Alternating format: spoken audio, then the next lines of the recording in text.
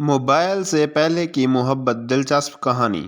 ہمارے ایک دوست فرماتے ہیں کہ ان کی پہلی محبت 10 منٹ کی تھی کیونکہ لڑکی اگلے اسٹاپ پر بس سے نیچے اتر گئی تھی، لیکن جہاں تک مجھے یاد پڑتا ہے 20 برس پہلے تک گاؤں دیہات میں محبت کرنے کے انداز بالکل مختلف تھے۔ ہم چھوٹے تھے تو بغیر بنیروں والی کچی چھتوں پر چڑھ کر پتنگیں لوٹنے کے انتظار میں ننگے پاؤں کھڑے رہتے، لیکن محلے میں کچھ حسن کے پروردہ اور جوانی میں قدم رکھنے والے سچے عاشق اپنی عقابی نظروں کے ریڈار میں آنے والی لڑکیوں کو پلاسٹک کے فریم والے شیشے سے لشکاریں مارتے رہتے تھے۔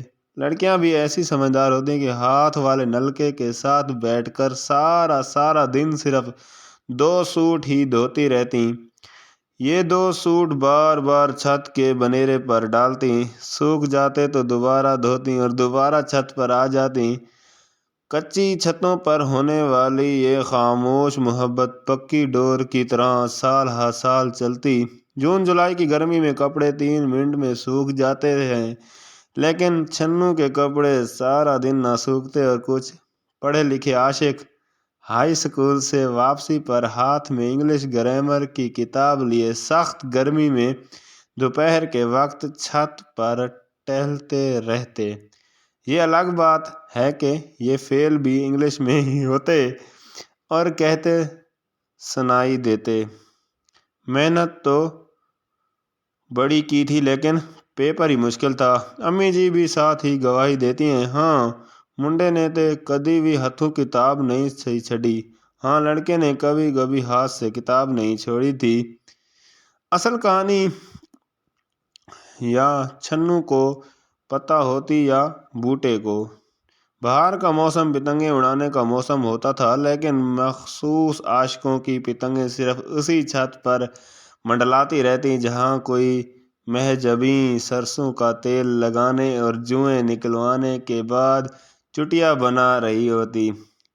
کسی کی فرمائش پر کالا جوڑا پہننا کوئی نئی بات نہیں، بلکہ ایسی طرح طرح کی فرمائشیں اس وقت بھی کی جاتی تھیں۔ اس وقت کے مشہور گفٹ یہ ہوتے تھے کہ چھنو رومال پر اپنے ہاتھ سے کڑھائی کرتی اور کسی نہ کسی طریقے سے بوٹے کے تک پہنچا دیتی۔ محمد بوٹا بھی جواب میں کہیں نہ کہیں سے رنگ برنگے دھاگوں والے پرندے کا بندوبست کرتا اور ایک پلاسٹک کے شاپر میں پیک کر کے گلی میں اس وقت نیچے گرا دیتا جب چھنو نے گلی میں سے گزرنا ہوتا۔ چھنو سلائی کڑھائی کی زیادہ ماہر ہوتی تو موتیوں والا ازار بند نالا بھی گفٹ کے طور پر ملتا۔ اب روایتیں تبدیل ہوتی جا رہی ہیں، اب چھنو صرف پیسٹری اور برگر اور ایزی لوڈ پر ہی گزارا کرتی ہیں، جبکہ محمد بوٹا یو فون کے پیکج کرا کے تھک مر جاتا ہے۔ فرمائشوں سے یاد آیا کہ فرسٹ ایئر میں میرے ساتھ ایک بٹ لڑکا بھی پڑھتا تھا۔ دیکھنے میں بہت خوبصورت تھا اور رنگت بھی گوری چٹی تھی، لیکن وہ چین سمو کر تھا۔ پیریڈ ختم ہوا نہیں اور اس نے باہر جا کر سگریٹ شروع کیا نہیں۔ ایک دن میں پوچھ ہی لیا کہ باٹی یار، ابھی تو فرسٹ ایئر میں ہے، تو اتنے زیادہ سگریٹ کیوں پیتے ہو؟ کہنے لگا، یار امتیاز، میری گلی کی ایک لڑکی مجھے کہتی تھی کہ تم سگریٹ پیتے بہت اچھے لگتے ہو۔ وہ جب بھی چھت پر آتی تو میں سیڑھیوں کو کنڈی لگا کر چھت پر سگریٹ پیتا رہتا۔ اس کو تو اب کسی اور سے محبت ہو گئی ہے، لیکن میرے یہ سگریٹ نہیں چھوٹ رہی۔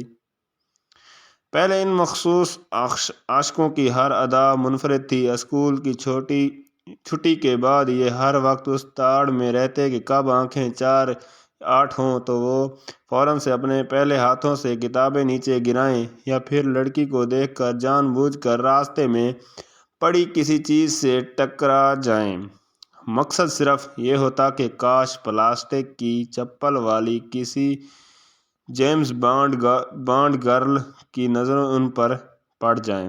اگر نقاب کے پیچھے سے کسی کی دبی دبی سی ہنسی نکل جاتی تو یہ کامیاب محبت کی پہلی نشانی تھی۔ اگر کسی نے محبت کے ایسے نرالے طریقے کے بارے میں مزید پڑھنا ہے تو وہ ممتاز مفتی صاحب کی علی پور کا ایلی پڑھے۔ لڑکیوں کی محبت کے انداز بھی عجیب و غریب ہوتے تھے۔ چھنو جب بھی بوٹے کو دیکھتی یا تو گود میں اٹھائے ہوئے چاچی سغرا کے بچے کو چومنا شروع کر دیتی یا پھر اسے ہوا میں اچھال اچھال کر گلے لگا لیتی۔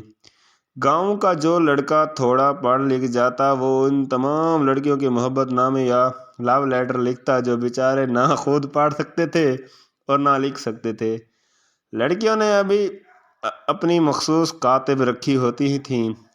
ان معاشقوں کا سب سے زیادہ فائدہ انہی لو لیٹر رائٹروں کو ہوتا تھا۔ جب چاہے پوری کی پوری گیم الٹ کر رکھ دیتے تھے۔ سب سے رسکی کام لو لیٹر کا مطلوبہ ہدف تک پہنچانا ہوتا تھا۔ یہ واقعی مشن امپاسبل ہوتا۔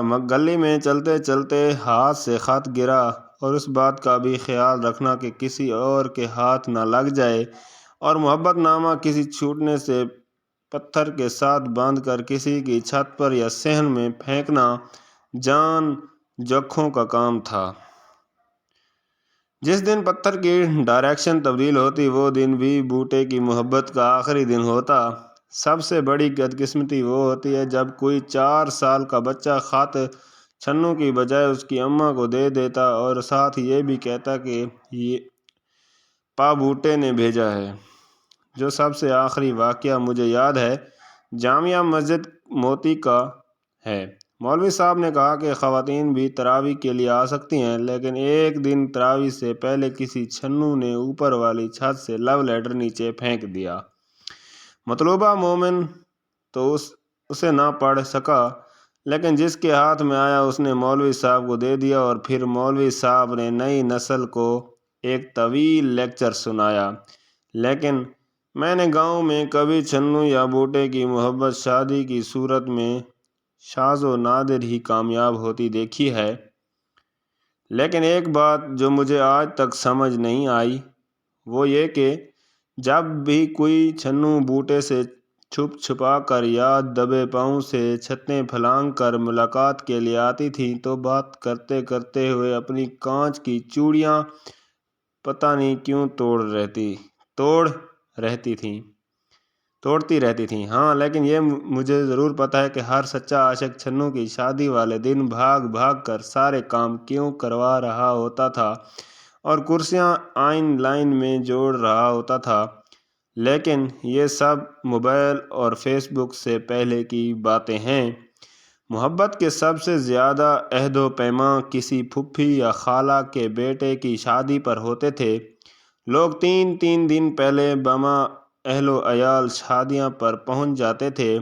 اٹھتی محبتیں آنکھوں ہی آنکھوں میں اپنا محبوب تلاش کرتیں اور محبت کا اظہار عین اس وقت ہوتا جب واپسی کے لیے کپڑوں کے بیگ بن چکے ہوتے۔ ٹیلی فون بھی نہ ہونے کے برابر تھے۔ دوبارہ ملنے کا واحد موقع کسی دوسرے کزن کی شادی ہی ہوتی تھی، لیکن دوسرے کزن کی شادی کا مزہ اس وقت پھیکا پڑ جاتا جب یہ پتہ چلتا کہ چھمو کے گھر والے دور دراز کے رشتہ دار ہیں، ان کو تو کسی نے بلایا ہی نہیں۔ باقی سبھی شادی پر ڈانس کرتے، ماہیے اور ٹپے گاتے، لیکن بوٹے کی ایک ہی رٹ ہوتی، میری طبیعت خراب ہے۔ اگر آپ کو ویڈیو اچھی لگی ہے تو لائک اور سبسکرائب کر دیں۔ شکریہ۔